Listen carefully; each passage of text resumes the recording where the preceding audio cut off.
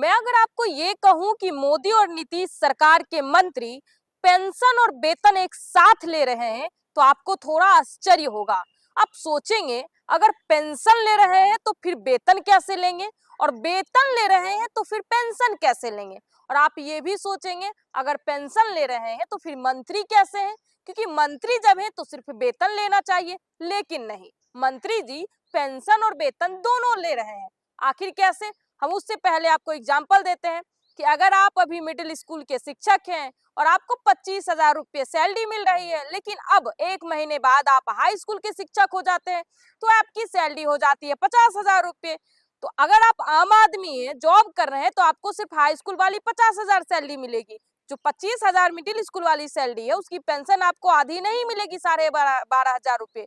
लेकिन अगर आप नेता हैं तो आपको, अगर आप अभी विधायक हैं तो विधायक वाली पेंशन मिलेगी, और अगर सांसद हो गए तो सांसद वाली वेतन भी मिलेगी। मतलब पेंशन और वेतन दोनों आप ले सकेंगे। वो कौन कौन से मंत्री और नेता हैं जो पेंशन और वेतन एक साथ ले रहे हैं, पूरी खबर हम आपको विस्तार से बताने जा रहे हैं।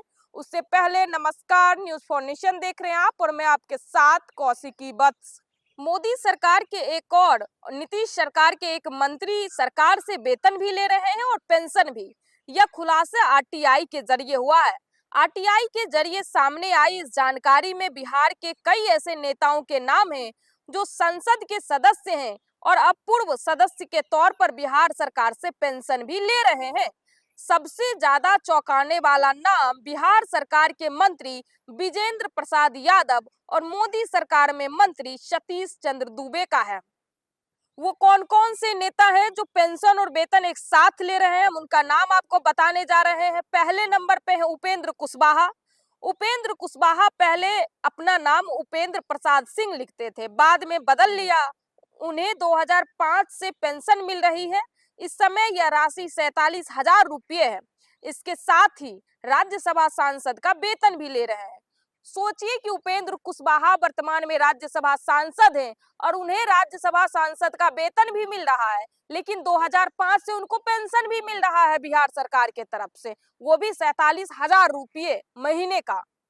कुशवाहा अभी एनडीए के साथ हैं। उनकी पार्टी का नाम राष्ट्रीय लोक मोर्चा है। इन्होंने रालोसपा नाम की पार्टी बनाई थी, बाद में इसका विलय जेडीयू में किया, फिर जदयू से अलग होकर अपनी पार्टी बनाई।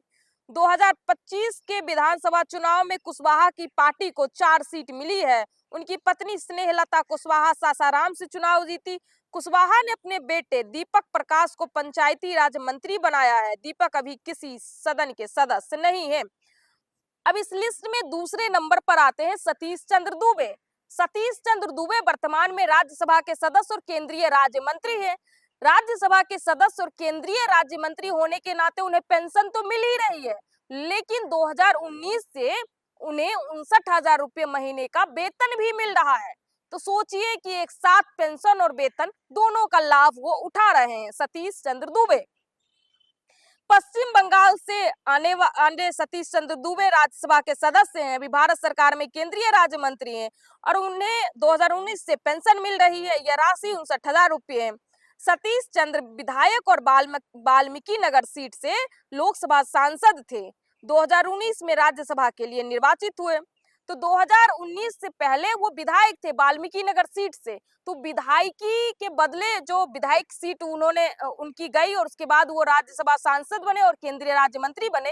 तो जो पहले विधायक थे 2019 से पहले, इसके लिए उन्हें पेंशन मिल रही है 59,000 रुपये, और अभी राज्यसभा सांसद है, इसके लिए उन्हें वेतन मिल रही है। तो अब दोनों का लाभ एक साथ ले रहे हैं नेताजी। तीसरे नंबर पे आते हैं विजेंद्र प्रसाद यादव। जदयू के सीनियर नेता विजेंद्र प्रसाद यादव अभी बिहार सरकार में वित्त मंत्री हैं। ऊर्जा विभाग भी इनके जिम्मे है। उन्हें 2005 से 10,000 रुपये पेंशन मिल रही है। सुपौल से विधायक विजेंद्र यादव 1990 से लगातार विधानसभा चुनाव जीत रहे हैं। उन्होंने 2025 में 5वीं बार शपथ ली। लंबे समय से ऊर्जा विभाग के मंत्री हैं। ईमानदार नेता की छवि है। चौथे नंबर पे आते हैं देवेश चंद्र ठाकुर। लोकसभा सांसद हैं, ले रहे हैं 86,000 रुपये। अब सोचिए देवेश चंद्र ठाकुर लोकसभा के सांसद हैं जो अब महीने के 86,000 रुपये पेंशन ले रहे हैं। अब वेतन की तो बात ही अब छोड़िए आप। जदयू नेता देवेश चंद्र ठाकुर लोकसभा सांसद हैं। 2020 से 86,000 रुपये पेंशन ले रहे हैं और विधान परिषद में सभापति जैसे बड़े संवैधानिक पद पर रहे हैं। तिरहुत स्नातक सीट से लंबे समय तक एमएलसी रहे। देवेश लोकसभा चुनाव 2024 जीतकर सांसद बने हैं। अपने एक बयान के चलते चर्चा में आए थे। कहा था कि मुस्लिम और यादव समुदाय के वोट नहीं दिया तो उनकी व्यक्तिगत मदद नहीं करेंगे, सिर्फ चाय नाश्ता कराकर विदा करेंगे। वहीं सांसद देवेश चंद्र ठाकुर ने बताया कि हमने अपने पीए से पूछा है और उनसे बताया है कि ऐसी कोई पेंशन की राशि हमारे खाते में क्रेडिट नहीं हुई है। अगर राशि आई होगी तो सूद के साथ वापस चली जाएगी। मेरे तरफ से पेंशन की मांग नहीं की गई है। ललन सर्राफ 5वें नंबर पर आते हैं, जो विधान परिषद में होकर ले रहे हैं 50,000 रुपये पेंशन। वर्तमान में वो विधान परिषद के सदस्य हैं, लेकिन 50,000 रुपये वो पेंशन भी ले रहे हैं। ललन सराफा उनका नाम है। मधेपुरा के ललन सराफ बिहार विधान परिषद का सदस्य होने के नाते वेतन ले रहे हैं। इसके साथ ही 2020 से 50,000 रुपये पेंशन भी ले रहे हैं। जदयू नेता ललन की गिनती मुख्यमंत्री नीतीश कुमार के करीबी नेताओं में होती है। 2024 में इन्हें विधान परिषद में जदयू का उपनेता नियुक्त किया गया था। और उसके बाद छठे नंबर पे आते हैं नीतीश मिश्रा। 2025 के चुनाव में झंझारपुर सीट से जीतकर चुनाव विधायक बने। नीतीश मिश्रा 2015 से पेंशन ले रहे हैं। अभी 43,000 रुपये मिल रहे हैं इनको पेंशन। पहले जदयू में थे, इस समय भाजपा विधायक हैं। बिहार के पूर्व मुख्यमंत्री जगन्नाथ मिश्रा के पुत्र नीतीश मिश्रा की गिनती पढ़े लिखे नेताओं में होती है। बिहार सरकार के कई विभाग में मंत्री रहे हैं, इस बार मंत्री पद नहीं मिला है। 7वें नंबर पर है संजय सिंह। ये भी विधान पार्षद के वेतन के साथ ले रहे हैं पेंशन। जदयू नेता संजय सिंह विधान पार्षद हैं, उन्हें 2018 से पेंशन मिल रही है। वर्तमान में 68,000 रुपये पेंशन वो ले रहे हैं संजय सिंह। 8वें नंबर पर भोला यादव चुनाव हार गए हैं, लेकिन वेतन और पेंशन एक साथ पाने वाले की लिस्ट में भोला यादव का भी नाम है। हालांकि उन्हें वर्तमान में मिल रही पेंशन नियम के खिलाफ नहीं है, वह चुनाव हार गए हैं। भोला का पेंशन के रूप में 65,000 रुपये मिल रहे हैं। पूरे भारत में हमेशा से नेताओं के वेतन और पेंशन पे सवाल उठते आए हैं और सवाल ये उठता है कि अगर कोई व्यक्ति एक जॉब छोड़कर आम आदमी दूसरा जॉब करता है तो उसे जो लेटेस्ट जॉब होती है उसी की वेतन मिलती है, यानी कि किसी भी तरह का कोई पेंशन नहीं मिलता है।